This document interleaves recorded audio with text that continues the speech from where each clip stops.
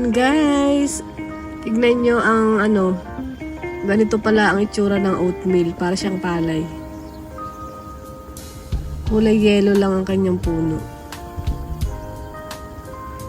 Pag ganitong season yan, nagtatanim sila ng oatmeal. Tapos kasunod na yan ang naman, palay naman. Diba? Ang lawak ng taniman. Ayan, hanggang dun pa siya. Ang dami dito oatmeal ngayon. Tapos ito naman ang mga palay. O diba, mayaman ang Japan sa palay. Panahon na ng taniman dahil magtatag-init na. Ayan, lahat yan, palayan yan. Ayan guys, nakikita nyo dito. Gaano na ng lupa.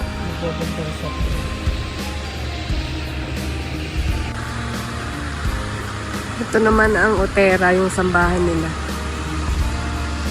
Doon sila minsan nagdadasal. Ayan, diba, ang daming pine tree. Lagi ako pumupunta dito kasi ang sarap ng hangin.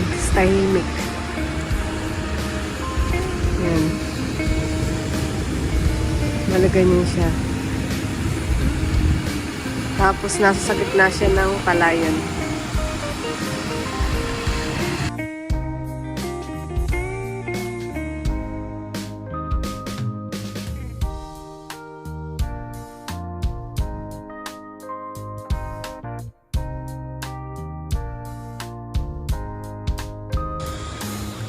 Ayan, dahil tapos na tayo mag-video guys.